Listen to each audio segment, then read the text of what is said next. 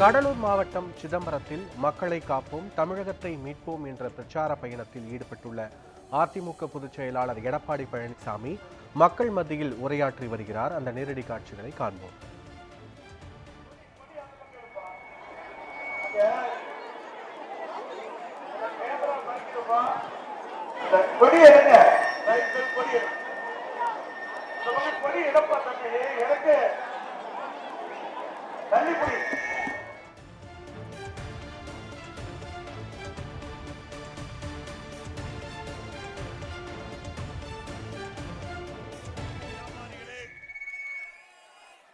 பத்திரிகையாளர்களே, ஊடகங்களே அனைவருக்கும் என்னுடைய முதற்கால் வணக்கத்தை உரித்தாக்கி, தம்பி அந்த கொடி எடுத்து போடு.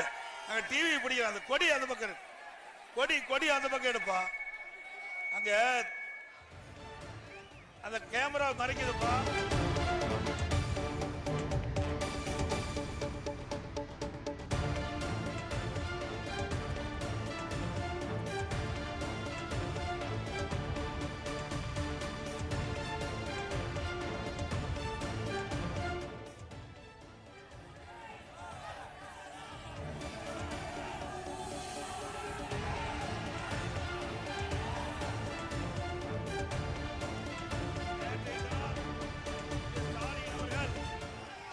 சிதம்பரத்துக்கு வந்துட்டு போயிருக்கார்.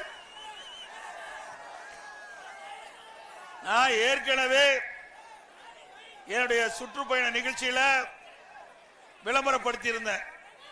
ஆனா வேண்டுமென்று முதலமைச்சர் என்ற அதிகாரத்திலே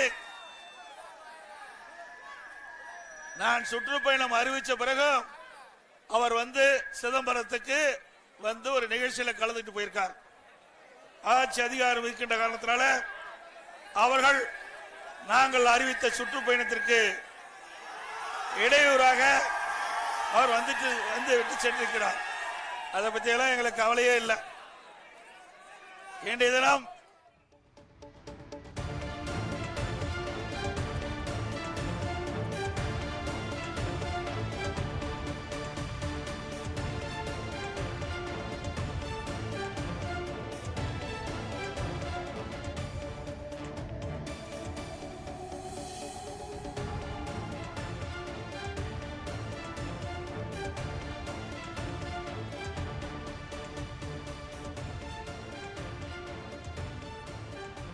அதிமுக பொதுச் செயலாளர் எடப்பாடி பழனிசாமி கடலூர் மாவட்டம் சிதம்பரத்தில் உரையாற்றி வருகிறார். இது தொடர்பான முழுமையான விவரங்களோடு எமது செய்தியாளர் விவேக்குமார் இணைந்திருக்கிறார். விவேக்குமார், முழு விவரங்கள் என்ன? வணக்கம் பத்மநாபன். தமிழக எதிர்கட்சி தலைவரும் அதிமுக பொதுச் செயலாளருமான எடப்பாடி பழனிசாமி மக்களை காப்போம் தமிழகத்தை மீட்போம் என பிரச்சார பயணம் மேற்கொண்டு வருகின்றார். அதன்படி கடந்த 7ஆம் தேதி இந்த பிரச்சார பயணத்தை தொடங்கிய அவர் கடலூர் மாவட்டத்தில் கடந்த 3 தினங்களாக பிரச்சார பயணம் மேற்கொண்டு வருகிறார். அதன்படி கடந்த சில தினங்களுக்கு முன்னர் கடலூர், பண்ருட்டி, நெய்வேலி, அதனைத் தொடர்ந்து வடலூர், விருதாச்சலம், திட்டுக்குடி என 2 இடங்களில் கடலூர் மாவட்டத்தில் தொடர்ந்து பிரச்சார பயணங்களை மேற்கொண்ட அவர் நேற்று அரியலூரில் முடித்தார். இதனைத் தொடர்ந்து இன்று கடலூர் மாவட்டம் சிதம்பரம் பகுதியில தற்பொழுது மக்களை காப்போம் தமிழகத்தை மீட்போம் பிரச்சார பயணத்தை தற்போது மேற்கொண்டு வருகிறார். இதன் தொடர்பாக ஏற்கனவே இதற்கு முன்னதாக அந்த சிதம்பரத்தில் இருக்கக்கூடிய ஒரு தனியார் ஹோட்டலில் வந்து விவசாயிகள் பிரதிநிதிகளுடன் ஆலோசனை நடத்தினார். அந்த ஆலோசனைக்கு பின்பு செய்தியாளர்களை சந்தித்த அவர் பல்வேறு கருத்துக்களை முன்வைத்தார். அதே போல எதிர்கட்சி தலைவர், அதாவது தமிழக முதல்வர் மு க ஸ்டாலின், ஜெயலலிதா கொண்டு வந்த திட்டங்களுக்கு ஸ்டிக்கர் ஒட்டி அவர் விளம்பர மாடல், அரசு விளம்பர மாடல் என செய்து வருவதாகவும் அவர் குறிப்பிட்டார். அதே போல பல்வேறு குற்றச்சாட்டுகளை அவர் மீது வைத்த நிலையில தற்பொழுது தொடர்ந்து சிதம்பரம் பகுதியில மேலவதியில் இருக்கக்கூடிய பெரியார் சிலை அருகில் இந்த முதலாக பேசி வருகிறார். அதன்படி அவர் ஆரம்பத்தில் தெரிவித்த கருத்தாக, தாங்கள் ஏற்கனவே இந்த திட்டத்தை அறிவித்து பிரச்சார பயணத்தின் திட்டங்களை செயல்படுத்த போது அதனை மீறியும் முதலமைச்சர் என்ற அதிகாரத்தில் தற்பொழுது அவர் நேற்று சிதம்பரம் பகுதிக்கு வந்தால், முதலமைச்சர் அதிகாரத்தில் இருந்தாலும் அதை பற்றி தங்களுக்கு கவலை இல்லை, இருந்தாலும் தங்களது பிரச்சார பயணம் தொடர்ந்து நடந்து கொண்டிருக்கும் என்ற ஒரு கருத்தை தற்போது அவர் முன்வைத்திருக்கிறார். அதன்படி காலையில வந்து அவர் செய்தியாளரை சந்திக்கும் பொழுது பல்வேறு கருத்துக்களை தெரிவித்திருந்தார். அப்பொழுது தங்களுக்கு, அதாவது அதிமுக கூட்டணி வைக்காது என்ற எண்ணத்தில் மு க ஸ்டாலின் இருந்ததாகவும் தற்போது பாஜகவுடன் வைத்த கூட்டணியினால் அவர் பயம் ஏற்பட்டுள்ளதாக பல்வேறு கருத்துக்களை குறிப்பிட்டார். தொடர்ந்து சிதம்பரம் பகுதியில இன்று அந்த பிரச்சார பயணத்தை மேற்கொண்டுள்ளார். தற்போது துவங்கியுள்ள அந்த பிரச்சார பயணம் மேல வீதியில் இருக்கக்கூடிய பெரியார் சிலை அருகில் வரலாறு தெரியாத பேசாத. 2001 சட்டமன்ற தேர்தலில் கூட்டணி வச்சீங்க. 1999 பாரதிய ஜனதாவோட கூட்டணி வச்சு மத்தியில ஆட்சி அதிகாரத்தில் இருந்தது திமுக. 2001 பாரதிய ஜனதா கட்சியோட திமுக கூட்டணி வச்சிருந்தது. நீ பேசுவதற்கு தகுதி இருக்குதா? திமுகவுக்கு தகுதி இருக்குதா? கட்சியோட திமுக கூட்டணி வச்சிருந்தது. நீ பேசுவதற்கு தகுதி இருக்குதா? திமுகவுக்கு தகுதி இருக்குதா? இதுக்கு மேலையும் பேசுனா புரிஞ்சுக்க, சொல்லக்கூடாது. இது இல்லைன்னு தான் அர்த்தம். அதோட இன்னொன்னு சொல்றார், எடப்பாடி பழனிசாமி பிஜேபி கண்டு பயந்துகிட்டு இருந்தார். பயம் என்ற பயம் என்ற சொல்லு அண்ணா திமுகவுக்கு இல்ல. ஒரு தொண்டனை கூட யாராலையும் பயமுறுத்த முடியாது.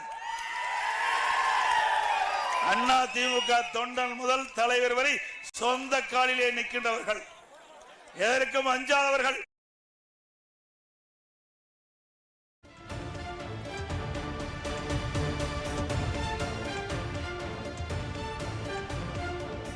சொல்லு அண்ணா திமுகவுக்கு இல்ல. ஒரு தொண்டனை கூட யாராலையும் பயமுறுத்த முடியாது. அண்ணா திமுக தொண்டன் முதல் தலைவர் வரை சொந்த காலிலே நிற்கின்றவர்கள், எதற்கும் அஞ்சாதவர்கள். எவ்வளவு பிரச்சனையை நீங்க சீண்டி பார்த்தீங்க, நாங்க பயப்பட்டவா?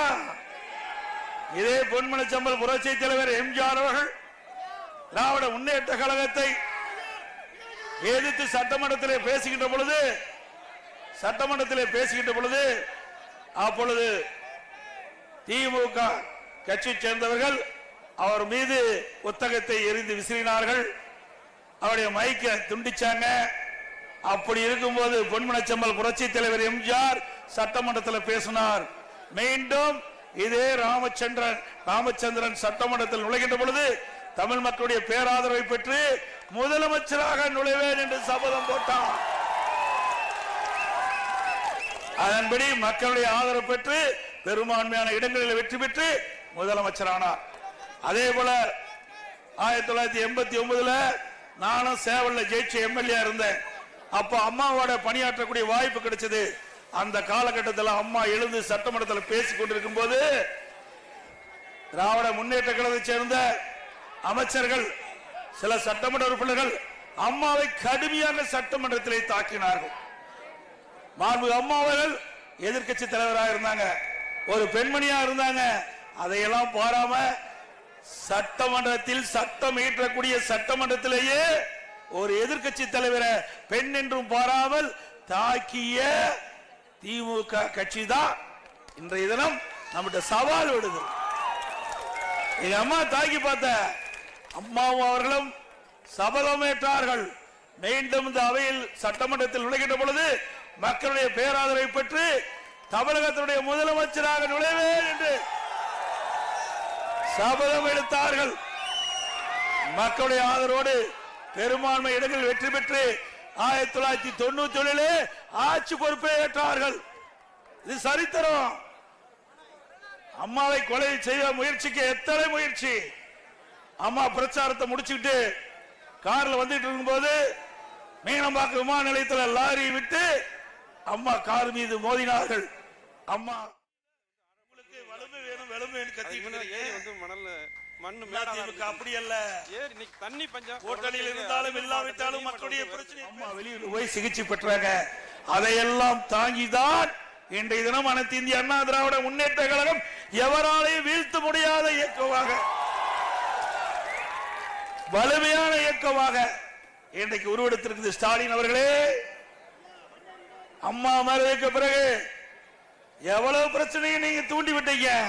கட்சியை உடைக்க பார்த்தீங்க, முடக்க பார்த்தீங்க, வழக்குகள் போட்டு பார்த்தீங்க. ஒண்ணு நடக்கல.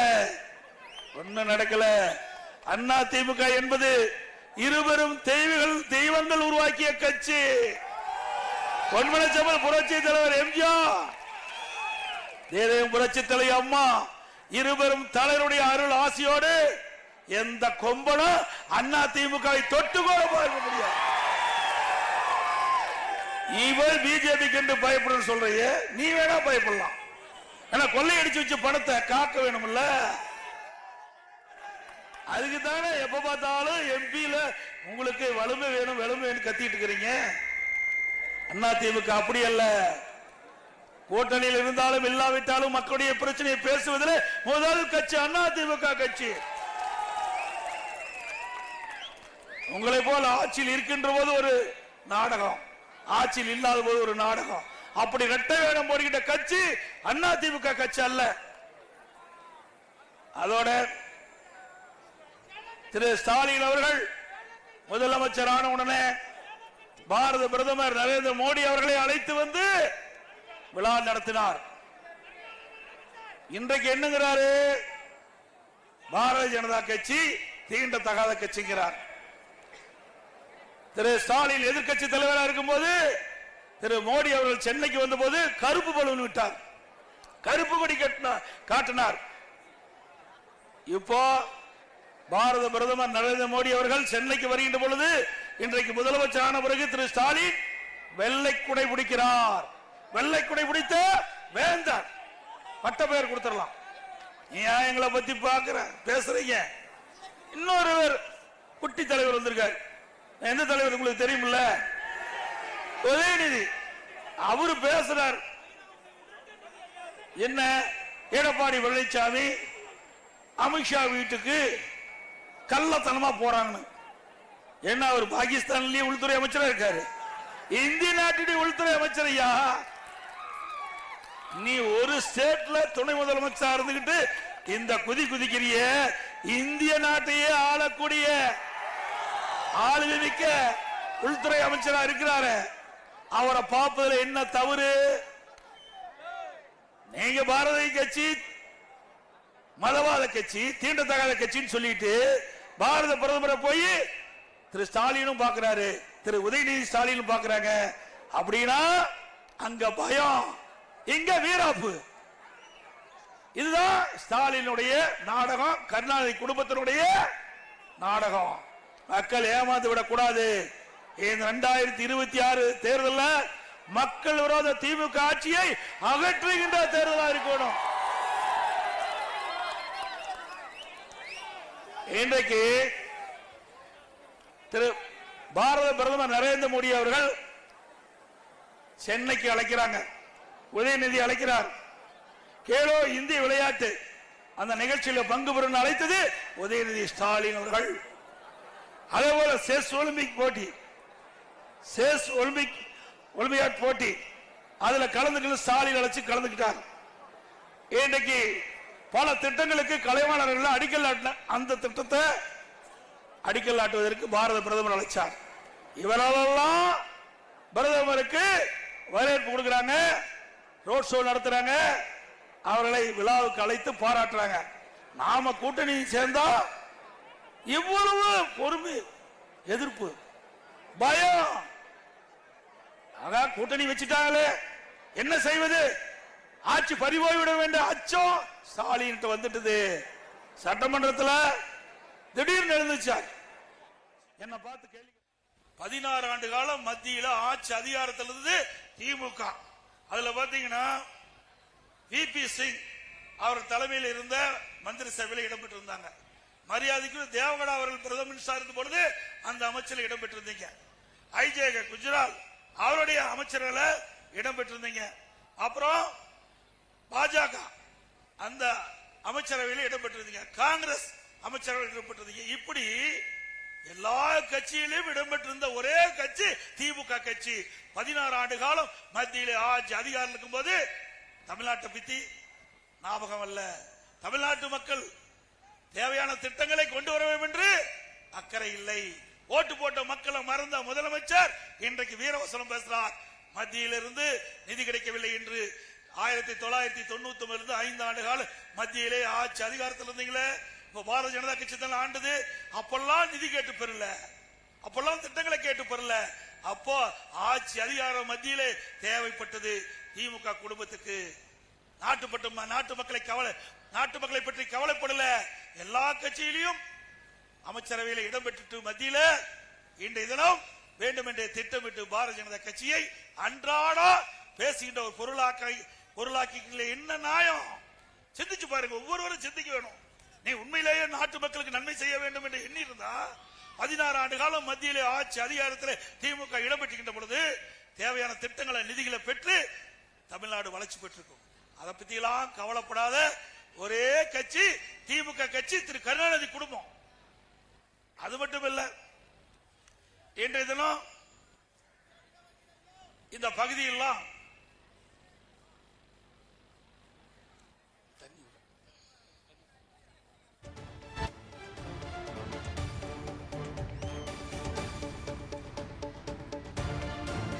இப்ப நடக்கிற தேர்தல் மத்தியில ஆட்சி வர்றதுக்கு தேர்தலாம், மாநிலத்தில் ஆட்சி வர்றதுக்கு தேர்தலாம்? நீங்களே சொல்லுங்க. மாநிலத்துக்கு வர்ற சட்டமன்ற தேர்தலா இல்ல மத்தியில் வர்ற நாடாளுமன்ற தேர்தலா? மக்கள் சொல்லுங்க. அடுத்த ஆண்டு சட்டமன்ற தேர்தல் வர இருக்குது. இப்ப என்ன பேசுறாரு? பாரதிய ஜனதா பத்தி பேசிட்டு இருக்காரு. பாரதிய ஜனதா கட்சி பத்தி பேசிட்டு இருக்காரு. பாரதிய ஜனதா கட்சி அண்ணா திமுக கூட்டணி வச்ச உடனே மரியாதைக்குரிய அமித்ஷா அவர்கள் தெளிவுபடுத்தி விட்டார். பாரதிய ஜனதா அண்ணா திமுக கூட்டணி, அதற்கு அண்ணா திமுக தலைமை தாங்கும், அண்ணா திமுக ஆட்சி அமைக்கும். எங்க கூட்டணிய முதலமைச்சர் வேட்பாளர் இபிஎஸ் சொல்லிட்டார். அப்புறம் எதுக்கு நீ பிஜேபி பேசிட்டு இருக்கிற? அண்ணா திமுக தானே ஆட்சிக்கு வருது.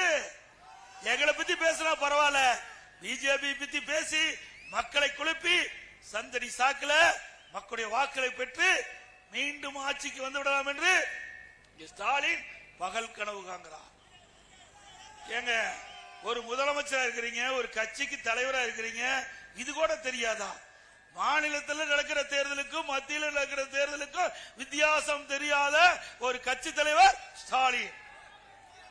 ஏன்னா எங்க மேல குறை சொல்ல முடியாது, அண்ணா திமுக மீது குறை சொல்றதுக்கு வாய்ப்பே இல்லை. 2011 2021 வரைக்கும் நிறைவான ஆட்சியை கொடுத்த தமிழ்நாட்டு மக்களுக்கு. இன்னைக்கு தமிழ்நாட்டில் மூளை முடுக்கு எங்க வேணாலும் போய் பாருங்க.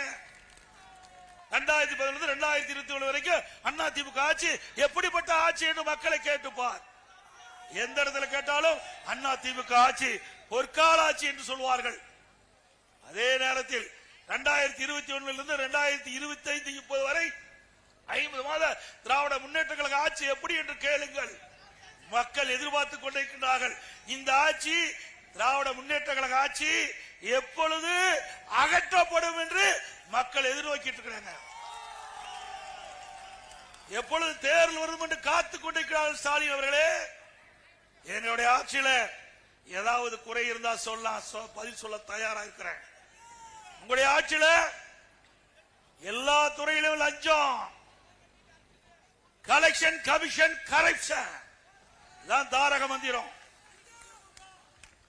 இந்த ஆட்சி வந்து திராவிட முன்னேற்ற கழக ஆட்சிக்கு வந்த பிறகு எங்கேயுமே லஞ்சம் கொடுக்காத எந்த வேலையும் நடக்காது. மிக மோசமான சூழ்நிலை இருக்குது. இன்றைக்கு அதான் சொல்ற, டெய்லி கொலை இருக்குன்னு. அந்த கொலை புள்ளி விவரத்தை நேற்றே சொல்லிட்டு மீண்டும் வேணா சொல்றேன். திராவிட முன்னேற்ற கழகம் ஆட்சிக்கு வந்த பிறகு 7737 கொலைகள் நடந்திருக்குது. 4 வருஷத்துல 7737 கொலை. இந்த 6 மாசத்துல மட்டும் 730 கொலை தமிழ்நாட்டில் நடந்திருக்குது. இதுக்கு என்ன காரணம்? கஞ்சா போதை பொருள் எல்லா பக்கமும் தாராளமா விற்பனை ஆகுது. கஞ்சா விற்காத இடமே இல்லை. மாணவர்கள், இளைஞர்கள், பொதுமக்கள் கஞ்சாவை பயன்படுத்தி சீரழியக்கூடிய காட்சி திமுக ஆட்சியில பார்க்கிறோம். நான் 3 வருஷத்துக்கு முந்தைய நான் குறிப்பிட்டேன், தொலைக்காட்சி வாயிலாக தெரிவிச்சேன், சட்டமன்றத்தில் பேசினேன், அறிக்கையின் வாயிலாக வெளிப்படுத்தினேன். அப்பெல்லாம் இந்த ஆட்சியால் கண்டுகொள்ளவில்லை. இன்றைக்கு போதைப் பொருள் நிறைந்த மாநிலமா தமிழ்நாடு காட்சியளிக்குது. இந்த போதையால் இன்றைக்கு மாணவர்கள், பொதுமக்கள் சீரழியக்கூடிய காட்சி. இந்த போதையால் கொலை, கொள்ள, திருட்டு, வழிப்பறிவு, பாலியல் சீட்டல் அன்றாட நிகழ்வாக தமிழ்நாட்டில் இருக்கிற காட்சியை பார்க்கிறோம். ஒரு கேவலமான ஆட்சி நடந்துட்டு இருக்குது. இன்றைக்கு முதலமைச்சர் என்ன சொல்றாரு? போதையின் பாதையில் செல்லாதீர்கள். தொலைக்காட்சியில போதையின் பாதையில் செல்லாதீர்கள். நான் 3 வருஷத்துக்கு முந்தைய சொன்னேன். நீ கேட்டிருந்தா, இந்த போதைப் பொருளை தடுத்திருந்தா இந்த இளைஞர்கள் மாணவர்கள் பாதிக்கப்பட்டிருப்பாங்களா?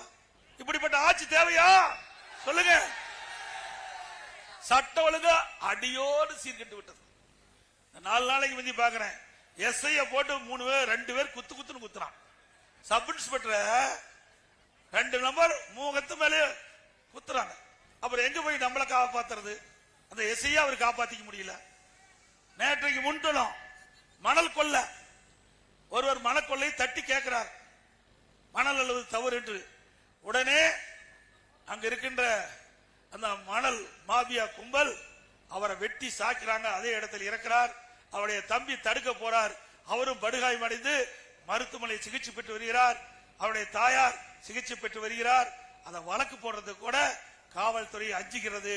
இந்த ஆட்சியாருடைய ஆணவத்தால் அதிகாரத்தால் அதை கூட தடை செய்கின்ற ஆட்சி திமுக ஆட்சி.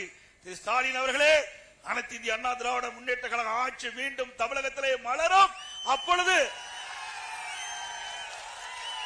இந்த கோர சம்பவம், கொடிய சம்பவம், இதை வேடிக்கை பார்த்துக் கொண்டிருந்த அந்த மாவட்டத்தில் இருக்கின்ற காவல்துறை அதிகாரி, மாவட்ட ஆட்சித்தலைவர், ஆர்டிஓ, தாசில்தார், வருவாய்த்துறை கிராம நிர்வாக அதிகாரிகள், அங்கு இருக்கின்ற இந்த துறைக்கு சம்பந்தப்பட்ட அத்தனை பேர் மீதும் விசாரணை கமிஷன் அமைக்கப்பட்டு சட்டத்தை முன்னிறுத்தி உரிய தண்டனை பெற்று தருவோம். என்ன நாட்டு மக்களுக்கு பாதுகாப்பு வேண்டாமா? ஒரு அரசாங்கமே பாதுகாப்பு கொடுக்கலீங்கன்னா மக்கள் எங்க போறது? பயிர வேலை பாதுகாப்பதை போல மக்களை பாதுகாப்பது அரசுடைய கடமை.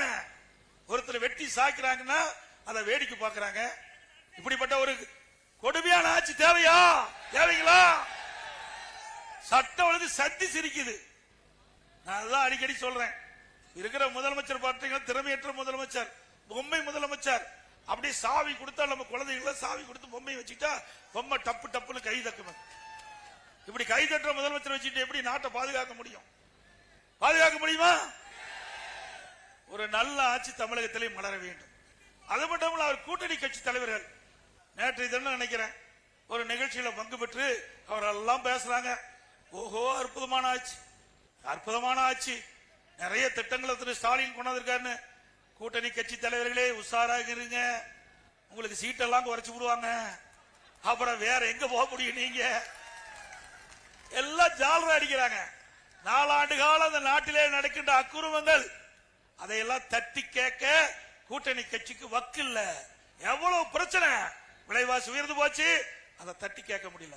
சட்ட ஒழுங்கு சீர்குலைஞ்சு போச்சு, அதை தட்டி கேட்க முடியல.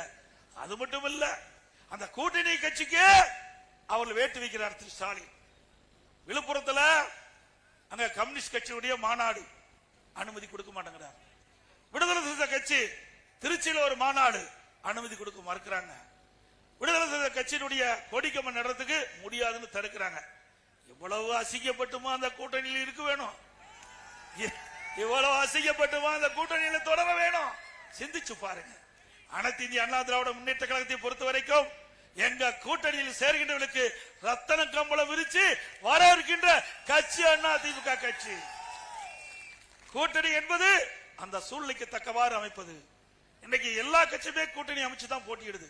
ஏன் திமுக பாரதிய ஜனதா கட்சியோட கூட்டணி வைக்கலையா? திமுக எந்தெந்த கட்சியோட கூட்டணி வச்சதோ அத்தனை கட்சியோடையும் அண்ணா திமுக கூட்டணி வச்சிருக்குது. அப்படி எங்களை பேசுவதற்கு உங்களுக்கு எந்த தகுதியும் உரிமையும் இல்லை என்பதை நேரத்தில் சுட்டி காட்டுகின்றேன். இன்னொன்னு சொல்றார், சிறுபான்மை மக்களுக்கு நாங்க தான் பாதுகாப்பு.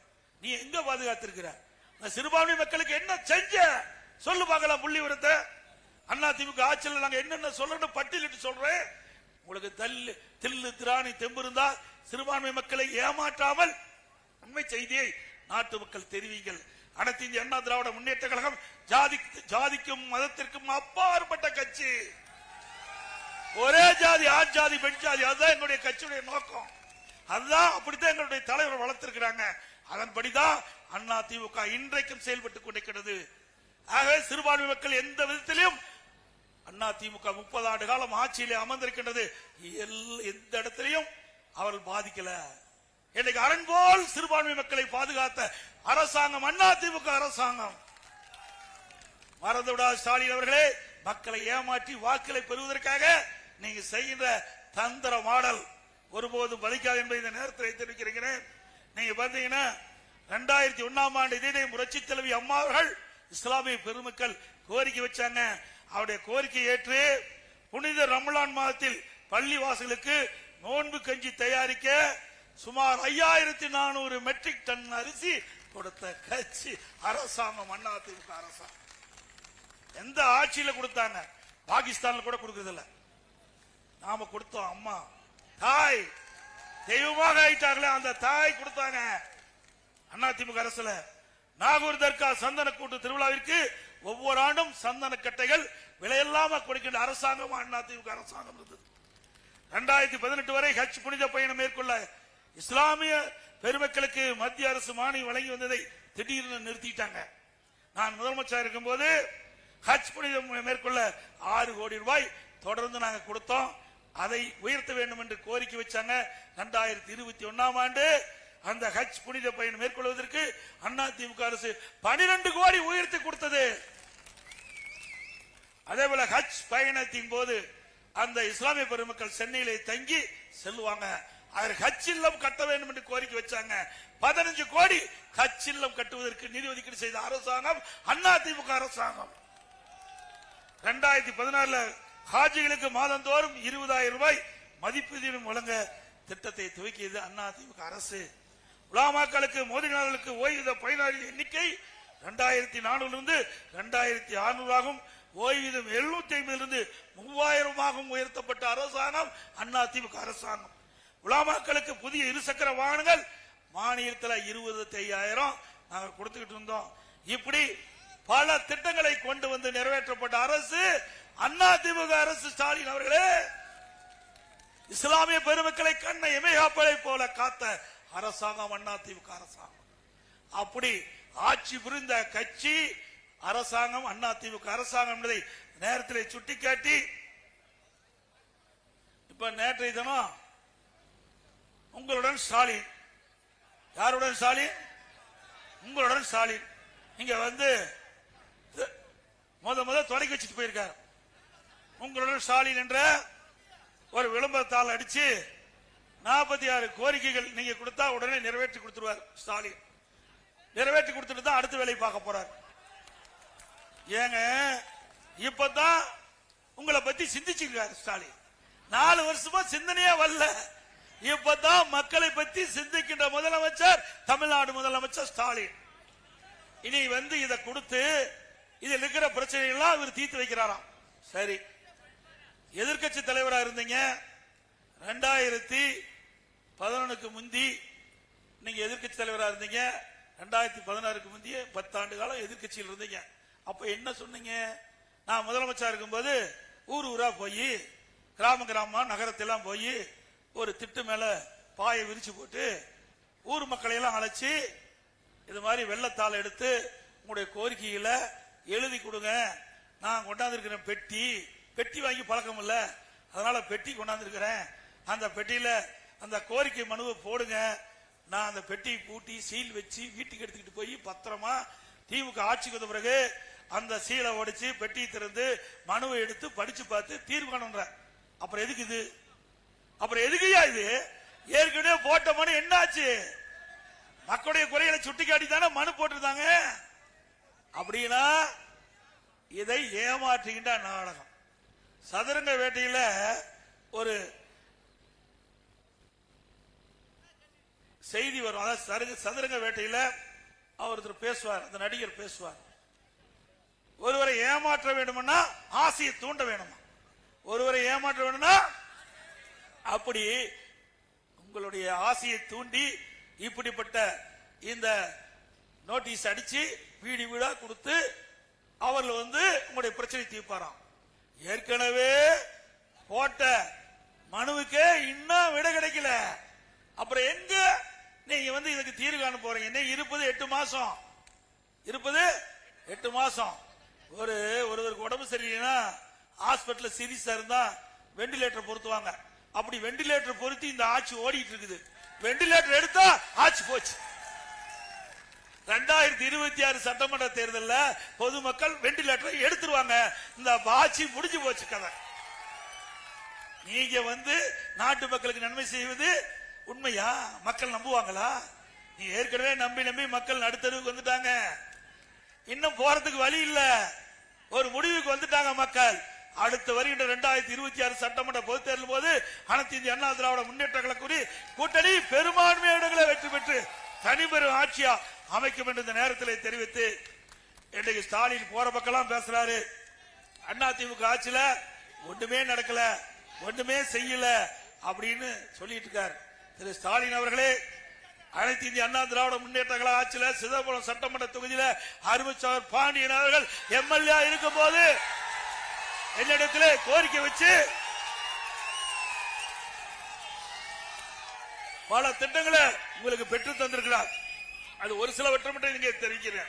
சிதம்பரம் சட்டமன்ற தொகுதி குமராட்சி ஊராட்சி ஒன்றியத்தில் வேளாம்பட்டு திட்டுக்காட்டூர் இடையே சுமார் 20 கோடியில் உயர்மட்ட பாலம் 40 ஆண்டு கால கோரிக்கையை நிறைவேற்றிய அரசாங்கம் அதிமுக அரசு. சிதம்பரம் பகுதி வேளாண் மக்களின் நீண்ட நாள் கோரிக்கையான கொள்ளிடம் ஆற்றில் கடல் நீர் உப்புதலை தடுக்கும் வகையில் திருக்களிப்பாலை கிராமத்தில் தடுப்பணை அமைப்பதற்கு நில அளவை பணிகளுக்காக 1 கோடி ரூபாய் அதிமுக ஆட்சி ஒதுக்கி அந்த பணி துவங்குற நேரத்தில் ஆட்சி மாற்றம் கிடப்புல போட்டாங்க. மீண்டும் அதிமுக ஆட்சி வந்ததையும் இந்த திட்டம் துவங்கப்படும். சிதம்பரம் தொகுதி குமராட்சி ஊராட்சி ஒன்றியத்தில் அகரநல்லூர் கிராமத்தில் பழைய கொள்ளிடம் ஆற்றின் குறுக்கே 10 கோடியில நாங்க தடுப்பணை கட்டியிருக்கிறோம். அக்கரை ஜெயகுண்டபட்டினம் கிராமத்தில் கொள்ளிடம் ஆற்றின இடது கரையில கரையரிப்பு தடுக்கும் வகையில 15 கோடியில இன்றைக்கு கருங்கல் தடுப்பு சுவர் கட்டப்பட்டிருக்குது. சிதம்பரம் தொகுதி ராதா விளாகம் கிராமத்தில் கடலை உட்புதலை தடுக்க உப்பனார் வடிகாலின் குறுக்கே கடைமடியில 16 கோடியில மதிப்பில ஒழுங்கியும் கட்டி கொடுத்திருக்கிறோம். சிதம்பரம் வட்டம் பெராம்பட்டம் மற்றும் கீழக்குண்டலவாடி கிராமத்திற்கு அருகே பழைய கொள்ளிடம் ஆறு சங்கமிக்கும் இடத்தில் 43 கோடியில வெள்ள தடுப்பு நடவடிக்கை ரெகுலேட்டர் அமைச்சு கொடுத்து அண்ணாமலை பல்கலைக்கழகத்தின் தமிழக அரசின் கீழ் கொண்டு வந்து அண்ணாமலை பல்கலைக்கழக ராஜ்ய முத்தியா மருத்துவக் கல்லூரி மருத்துவமனைக்கு 10 கோடியில எம்ஆர்ஐ ஸ்கேன் சிடி ஸ்கேன் வாங்கி கொடுத்திருக்கிறோம். ஒருங்கிணைந்த நீதிமன்ற கட்டிடம் 20 கோடியில குடியிருப்போட கட்டி கொடுத்திருக்கிறோம். சிதம்பரம் சட்டமன்ற தொகுதி கிள்ளை அருகே பொன்னந்திட்டு கிராமத்தில் வெள்ளாற்றில் கடல் நீர் உட்புவதை தடுக்க மக்கிகம் கால்வாய் குறுக்கே 12 கோடியில புதிய ஒழுங்கையும் கட்டி முடிக்கப்பட்டிருக்கிறது. சிதம்பரம் ஊராட்சி பகுதியில் புதிய பாதாள சக்கர திட்டம் 94 கோடியில நிறைவேற்றி கொடுத்திருக்கிறோம். சிதம்பரம் நகராட்சியில் பாதாள சக்கர திட்டம் முடிக்கப்படுவதை அடுத்து அதில் இருக்கிற உட்புற சாலைகள் எல்லாம் சரி செய்வதற்காக 47 கிலோமீட்டர் நீளத்தில் 35 கோடியில சாலைகள் அமைக்கப்பட்டிருக்கிறோம். சிதம்பரம் இளமையாக்கினர் கோயில் குளத்தின் தெற்கு பகுதி நான் இங்க வந்தேன்.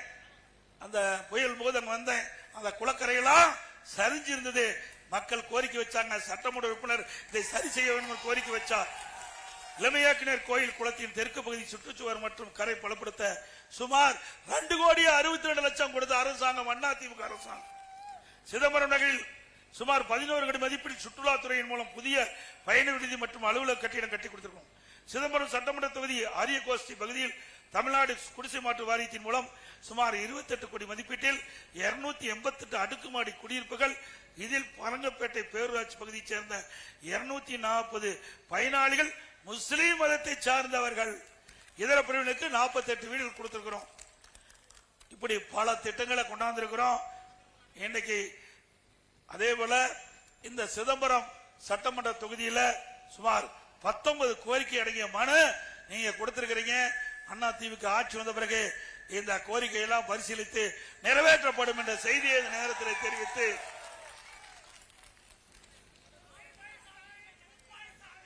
தீய சக்தி திமுகவின் ஆட்சிக்கு முடிவு கட்டுவோம். தீய சக்தி திமுக ஆட்சிக்கு முடிவு கட்டுவோம். 2026 அம்மாவின் பொற்கால ஆட்சியை அமைப்போம்.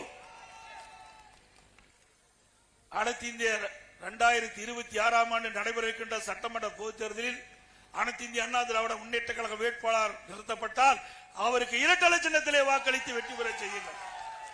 ஒருவேளை கூட்டணிக்கு ஒதுக்கப்பட்டால் அந்த கூட்டணி கட்சி சேர்ந்த வேட்பாளருக்கு அவர் நிற்கின்ற சின்னத்துக்கு வாக்களிக்க வேண்டும் என்று இந்த நேரத்தில் கேட்டுக்கிறேன். இது சொல்றது நடைமுறை. நீங்க பேசுறதெல்லாம் புரியுது. ஸ்டாலின் திமுக அரசு ஃபெயிலியர் அரசு. திமுக ஸ்டாலின் அரசு ஃபெயிலியர் மாடல் அரசு. இந்த ஆட்சியில் எதுவுமே நிறைவேற்ற முடியாது என்பதை இந்த நேரத்தில் தெரிவித்து, மக்களை காப்போம், தமிழகத்தை மீட்போம், மக்களை தமிழகத்தை மக்களை தமிழகத்தை மக்களை தமிழகத்தை பை பை ஸ்டாலின். நன்றி, வணக்கம்.